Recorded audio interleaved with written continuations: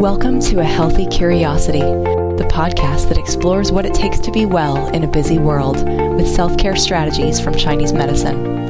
I'm your host, Brodie Welch, here to support you on your journey of health, happiness, and personal evolution. Welcome to today's show. I'm your host, Brodie Welch, and this episode is for you if you're someone who derives a great deal of your self-worth and self-esteem from how much you get done in the course of a day. We're going to talk about time bending.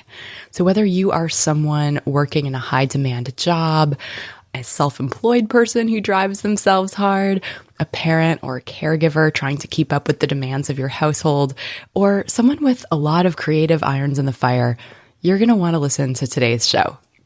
We're going to explore how to get more done in less time while feeling connected to yourself and like you're not jeopardizing your own energy integrity in doing so. My guest today is Dana Skoglund, and like me, she is a certified yoga health coach. She's also a yoga teacher who's been teaching since the year 2000, and she's been a deep student of Ayurveda since 2011. I'm excited to have Dana on the show today so that we can talk about this paradox of self-care, how it seems like when we slow down, when we actually make the time to take care of ourselves in the ways that the sages and yogis from Chinese medicine and yoga have taught us to do, that it seems like that's self-indulgent, that's wasting time, that it's somehow going to take us away from our productive goals as doers. So we're going to hopefully convince you that that's not the case. And we're also going to talk a bit about health and disease and what that really is from an Ayurvedic perspective. Dana Skoglund, thank you so much for joining me today. Thank you for having me. And that introduction, I was like, wow, that describes every single person I know. Yeah, we must know a lot of the same people, right? Yeah.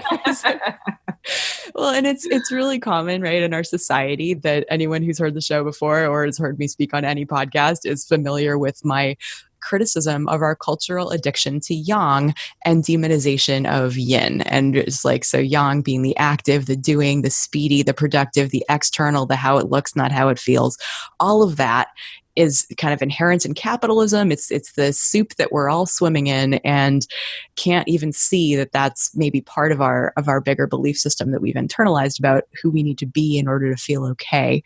I would love to hear a little bit about your journey. Like, do you identify as were you a yang addict? Were you a type A, are you still? And I am still working on it. I see it in my mom, which means that I inherited so much of it from her and probably her mom and generations before that. It's definitely in my bones. I've got a lot of that fire and that needing to be productive energy. And I am very driven and I do like to focus and I like to get a lot done.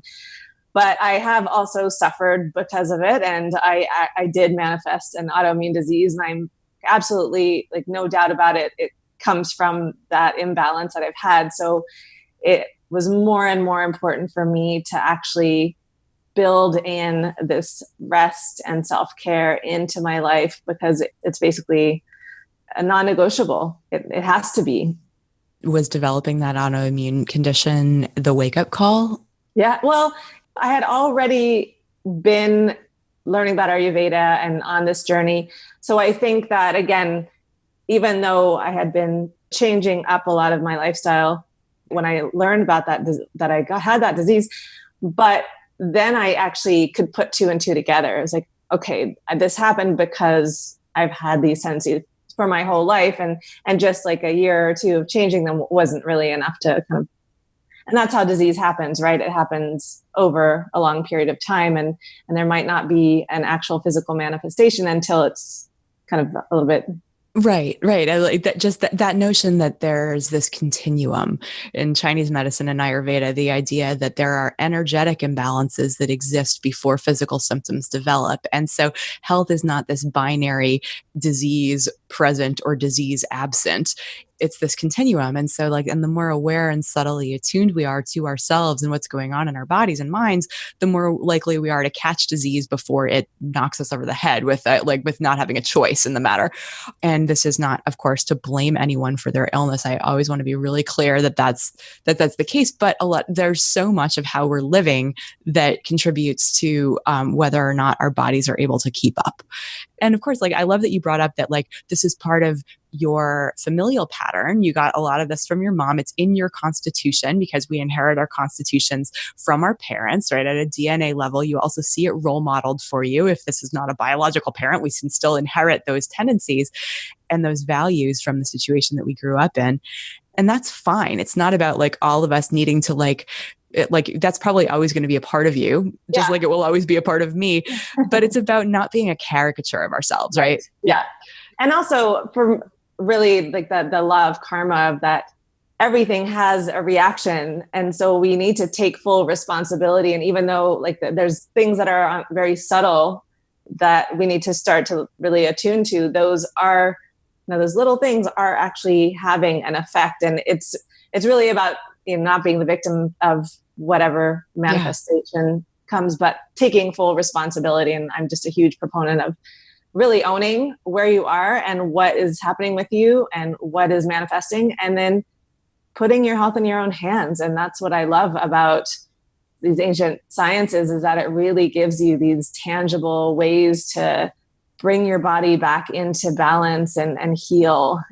Absolutely. Yes. And that reminds me of this central concept in Ayurveda of just what health is, right? I'd love for you to expound on that a little bit. Yeah, I love the definition of health in Ayurveda. It's the Sanskrit word svasta, which means being established in the self, or being seated in the self or in the soul.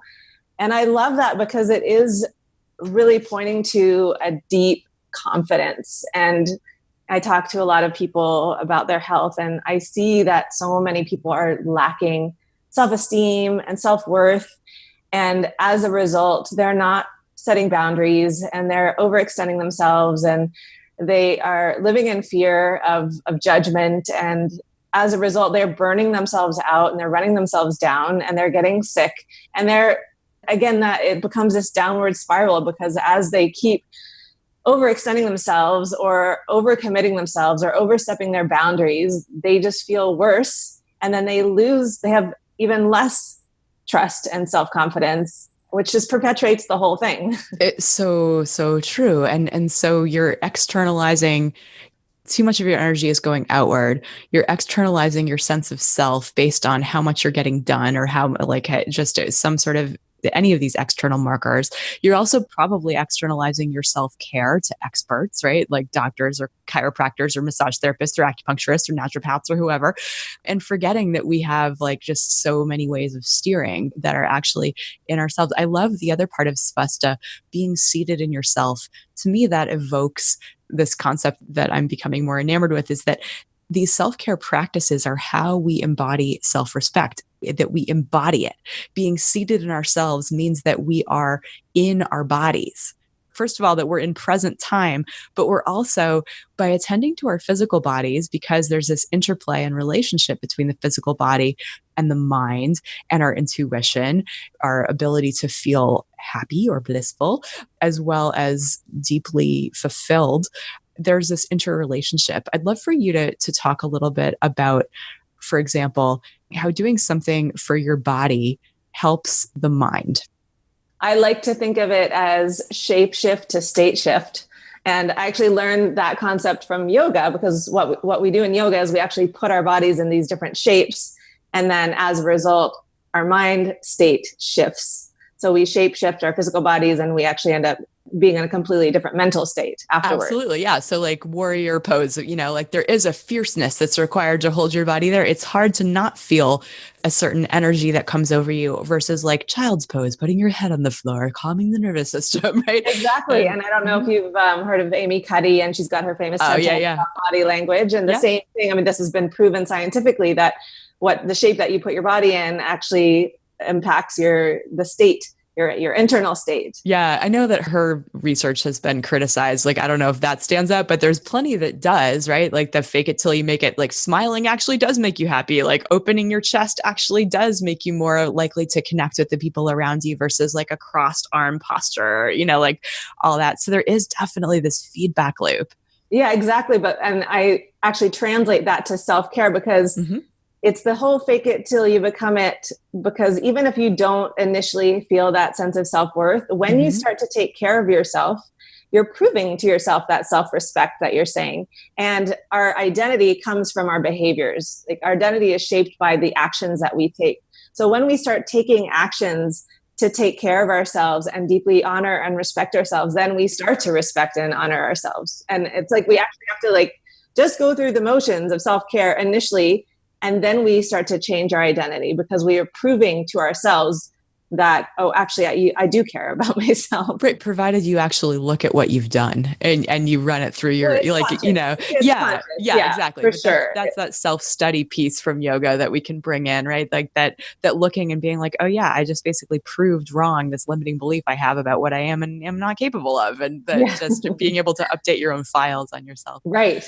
Yeah. And it's a conscious process. I mean, it's being conscious, I think. And that's what I love about the Ayurvedic approach is that it is about radical self-honesty and self-awareness. And I love how you brought in the whole, like being seated in the self as being embodied, like actually being in your body and listening to those bodily sensations and having that communication and cooperative relationship with your body, and how, that really is how we start to take ownership. We recognize where we are and we see, okay, that I am lacking in self-confidence or self-respect. And then even if, it feels really weird to start to just take care of myself in these ways, I know that by doing so that I will start to shift. Yeah.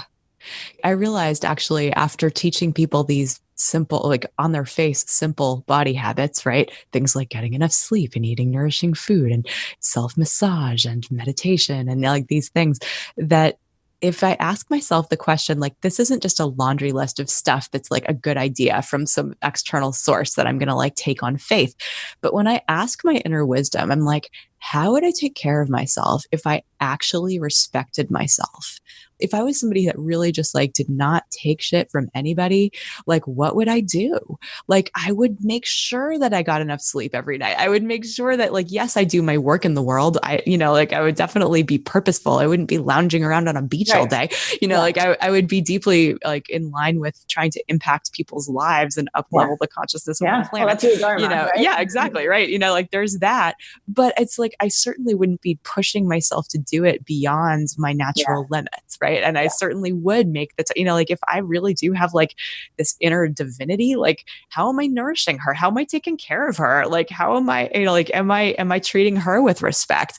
So anyway, I think that's the whole identity. And I the whole concept of identity that, I'm sure we both talk about in our courses is that, it's almost like, who do you want to become? Or who is this person that deeply respects themselves and like nourishing that inner goddess? And what would that look like? And how would that person behave? And what choices would that person make? And then it's the whole fake it till you become it.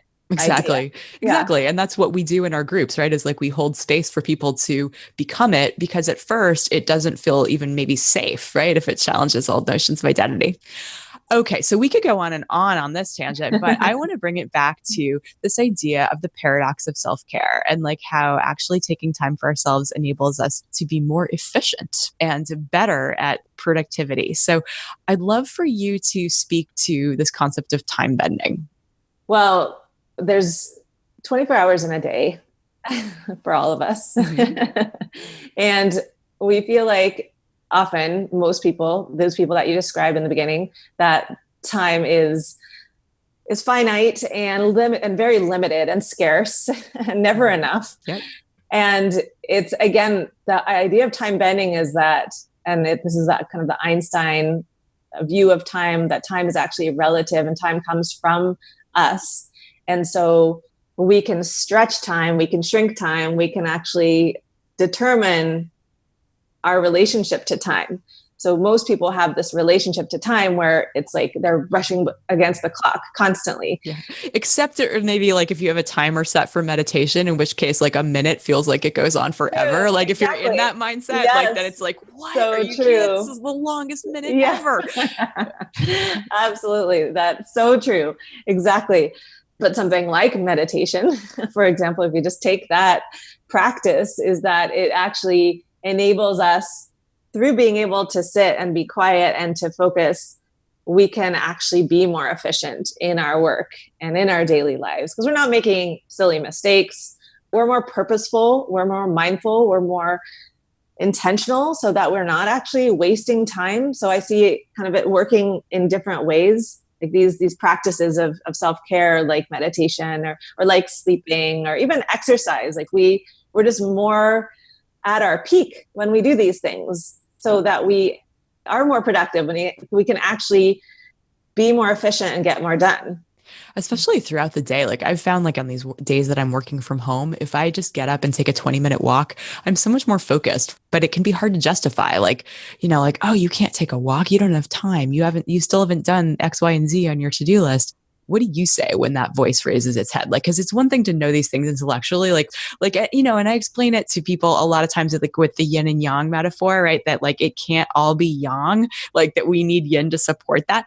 And we know that like sleep is a really obvious one, right? Like if you haven't gotten enough sleep for 4 or 5 days in a row, there's no way you can be very energized or productive or focused or whatever. So it's like a really clear one, but something like, how do you convince people who are like, yeah, but I just really need to sit here tethered, or yourself?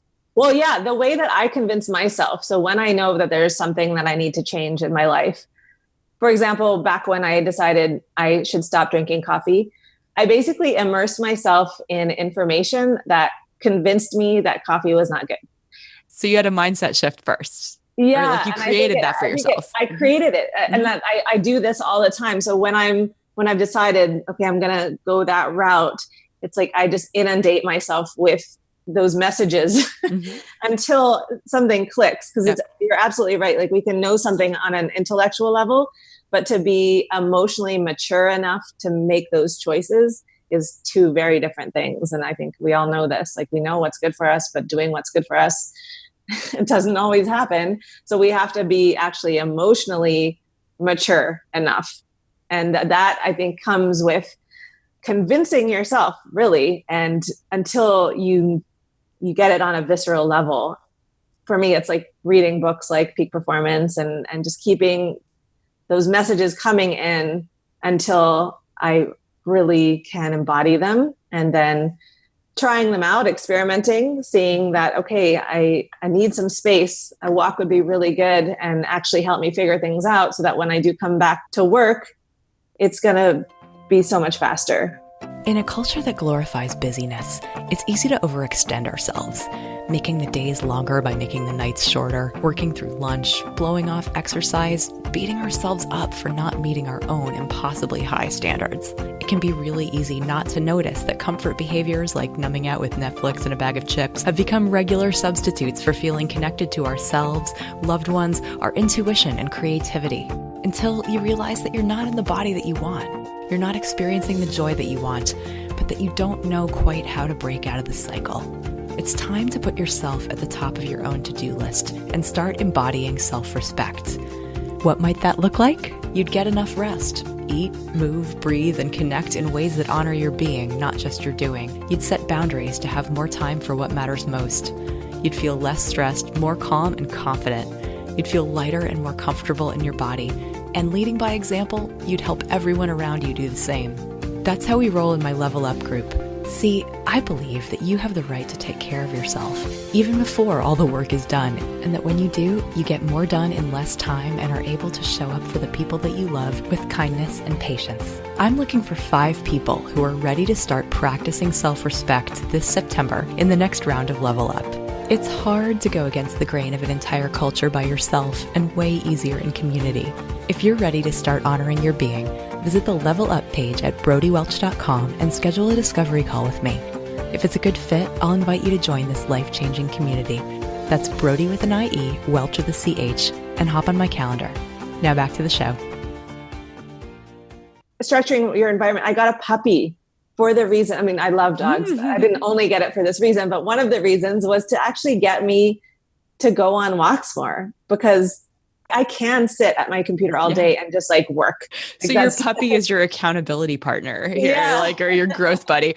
That's and great. I think we need to consciously use our environment. I think there's a lot of power in whether that's accountability from other people, like the communities we put ourselves in, and peer support, but also like our physical environment. So something like a standing desk could be a way to structure your environment to help you with certain behaviors and things that you know are good for you, but you have to actually, in a way, force yourself to do them. Right, exactly. And so yes, the more that we are our environment, right? Like there's really no separation. And so making sure that we design our space so that it's conducive to the values that we have, because if it's not easy, it's not going to happen. Right. And I love what you said too, is just like that we do need those reminders intellectually until we get the emotional maturity. And part of those reminders are being around other people who value these things, right? So if you're in around, like nobody cheers when you set a boundary, right? Like that there is like, you're not going to get a lot of support from your friends or coworkers necessarily who might challenge that, because like they're not necessarily on a growth path. They're probably much more conventionally minded. There's all sorts of good data coming out right now about how basically that it's not good for anyone to burn out, right? And like that even major companies are starting to take this seriously, because they get that chewing up and spitting out their workers isn't necessarily good for anyone. I'd love to know for you, like, what are your most important daily routines that for you allow time to open up? Because like, if time is this relative thing, I know for me, it's like that time can feel very different, like this feeling time compression syndrome, right? Versus feeling like life is expansive, and that, like just what keeps you in that mindset or in that feeling space?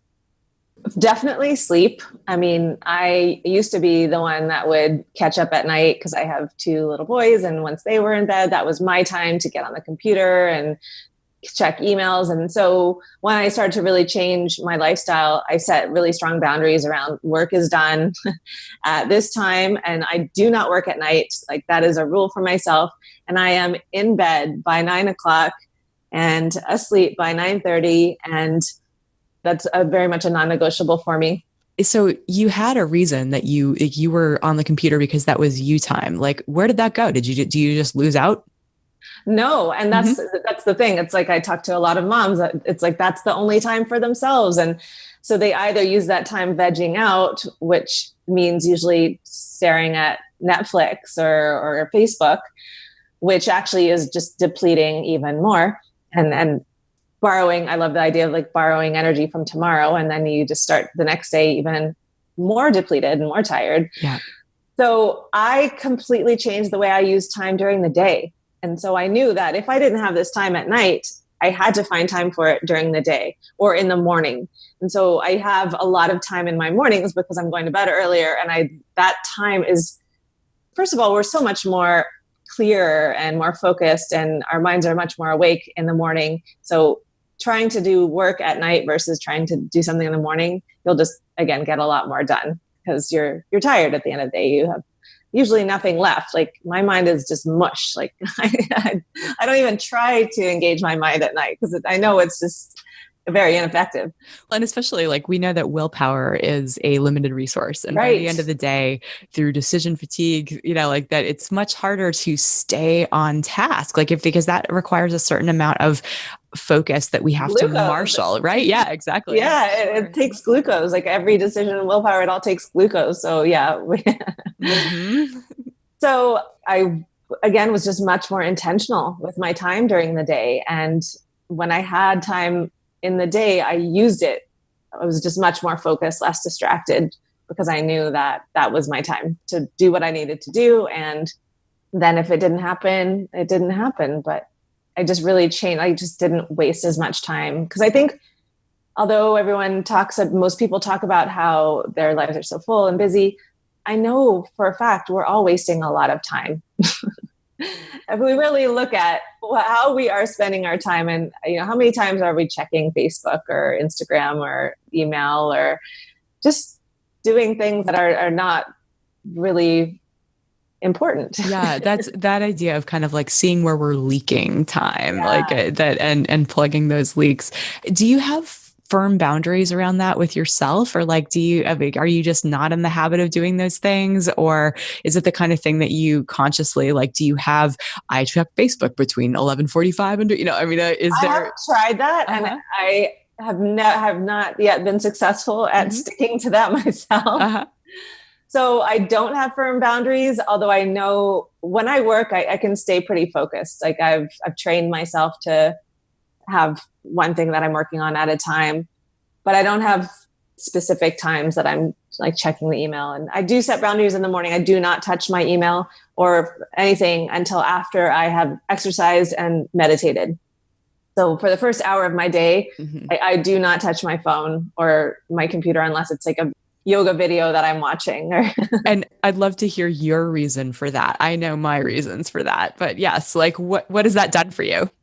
Well, you don't start the day reactive, and the moment you check an email and you just start thinking about it, and then your mind is on something else. But you want to engage your body first before you engage your mind, and there's so many reasons. It seems like it comes back to Svasta also, right? Like being seated in yourself Right, means that you can't connect with the world before your eyes are even open. Like right. where if we start our day seated in ourself, we have much more likelihood that we'll be able to stay there. Yeah, Like, exactly. How you start the day determines very much how you'll move through your yeah, day. yeah. You said that your mornings are a high productive time, and that for me in my life, I'm often tempted to get right to work right in the morning, even though I know Yeah, like, I don't do work in the morning. yeah, uh-huh. I have my first hours doing my yoga, my breath body practices, my meditation, and then I have kids, so I'm getting them to get ready for school. So I don't actually start work until like 4 hours after I'm up. Yeah. But more productive, as in, I wouldn't even say productive is the right word. It's more taking care of myself and my needs, my body, and then my family. But I'm first. I put myself first, and I have an hour that is mine. I love it. Mornings are mine is a rallying cry in my Yeah. level up crowd. It's like, yeah, because if we can own our mornings, like first of all, if we feel like we're worthy of owning our mornings, like that's a kind of another thing. How do you get around the, oh, but that's so selfish? Right. The self-care isn't selfish is what we rally Yeah, around, absolutely. because I think we all know, again, we know this instinctively, but we don't really live this way. That it's the whole oxygen mask principle. We can't, this was kind of my wake up call, is that I was burning myself into the ground, and I was unhappy that I was taking it out on my family. I was really an impatient mom, and I would just get angry, and I didn't like the parent that I was becoming. And I had nothing for my husband. I wasn't being a very loving wife, and that bothered me, especially my kids, because our kids they're so penetrable, and our actions are really impacting who they're going to become and the tendencies that they'll have. And that scared me. So for me, I was like, I knew that I needed to change something, because I didn't like the person I was becoming. I have huge empathy for what you're saying, because I have gone through that too, like where becoming edgier or more impatient or not Mm-hmm. feeling like they are like somehow obstacles to my Yes. productivity, or whatever. Like, just Totally. that it's a mindset thing. And it's like, just as our bodies inform our minds and our actions, like our yin supports our yang feeds back on our yin. And right. So when we are in that hyper driven state, the quality of our presence changes. We become Yeah. sharper and more prickly. And that can like lash out and burn the people around us in ways that we're not proud of and that don't feel good. And so then it's like, okay, yeah, what is this all for anyway? And Right. so it's maybe a hidden cost that maybe is like in the shadows for a lot of people, is like, wow, like just really getting that the quality of our presence matters, and that the quality of our presence isn't just our personality. It's not, like that, but it's actually informed by our schedules, there are like our inputs, and what we're doing to ourselves. Well, everyone that I talk to, when I talk to people that are struggling, and they all say that my relationships are suffering as a result of it. Yeah. And me being unhappy and unhealthy is actually affecting how I am with my kids and my husband and at work and my friends and my social, it's not even hidden. I think it's very much like, I think people are very aware that them not feeling good is actually affecting how they are with everyone else. Yeah. And when we are nice to ourselves, when we are doing the things, like, I feel like resentment goes way up in proportion to our unmet needs. Right. And if we're able to just like, and those needs are not extravagant, they're like the basics. Absolutely. I resented my husband because I didn't feel supported, because I wasn't supporting myself. And we can't blame anyone else if we're not actually setting those boundaries for ourselves and making sure we're getting what we need. Then somehow, we think that it's everyone else's fault. It's projection, right? It's classic like projection and totally and all that. I've been noticing it just in terms of what I'm projecting out there is recognizing, like, feeling like unappreciated. And I was like, where's that coming from? Because like I'm surrounded by people who appreciate me. Like I know that intellectually. And I'm like, oh, right. I'm totally discounting my own accomplishments or like whatever. So it's anyway, it's always a useful tool in the self-study regard. Dana, I know we are getting short on time here, so I'm wondering if you have a favorite place to help people to get started with bending time and increasing productivity. Like, how do we start being seated in ourselves? It starts with that radical self-honesty and self-awareness of really looking at ourselves and seeing, if we're unhappy and if we feel stressed out, because I certainly felt before I made these shifts totally stressed out, and actually see like how we're perpetuating our own stress. And then it's a matter of actually taking full responsibility. And then I think we do need to put ourselves in an environment that in a way just almost forces us to act differently. Because otherwise there's so much momentum to our past behaviors and to the patterns that, again, could be generations old. That stuff doesn't change easily. And it takes work. It takes time. It totally takes work and takes time. And the fastest and easiest way is to put yourself in an environment that supports that, whether that is like, it is really like putting yourself in a community. is like, self-care is important. Mm-hmm. And we're all going to focus on making sure that we are deeply respecting ourselves and setting those boundaries and giving ourselves what we need, because we know that it is actually not selfish. Yeah, not only not selfish, but I would argue like the most important thing we can be doing for our work in the world, for the people in our lives, for our health. And it's how we change the culture, frankly. Yeah, exactly. Yeah.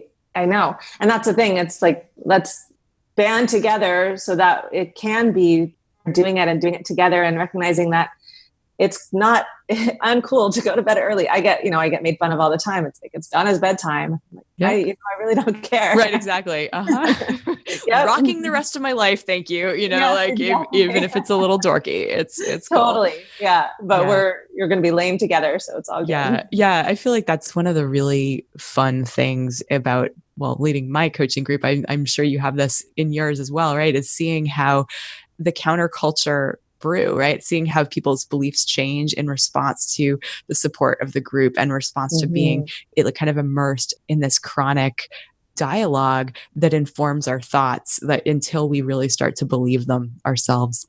Dana, thank you so much for your time today. It's been a blast pleasure. Talking to you. And if people want to get a hold of you, or if they want to connect with you or even work with you, where would you have them go? My website. So it's Dana Skoglund, SKOGLUND.com. Yeah. And I think it's /productivity. I've got a productivity tip sheet with a whole bunch of like time bending videos and resources and other tools, because, and I just thought of something very practical is schedule in that time for yourself, schedule in the meditation, the exercise, the whatever you feel like you need. It's until it doesn't need to be on your schedule anymore. Like until it's so automatic that it's like unquestioned. I couldn't agree more. If it's not scheduled, it is not real. Yeah. Yeah. Well, Dana, thank you again. This has been really fun, and I look forward to talking with you in the future. My pleasure. It was so fun. Thanks for having me, Brodie. Thanks for listening today. For more episodes of A Healthy Curiosity, you can visit the iTunes store. If you appreciated today's show, please leave us a review. This helps other people to find the podcast. You could also head to brodiewelch.com, where you can find free self-care resources, learn more about Chinese medicine, and let me know what you'd like to hear about on future episodes. I'd love to hear from you. Till next time, be good to yourself.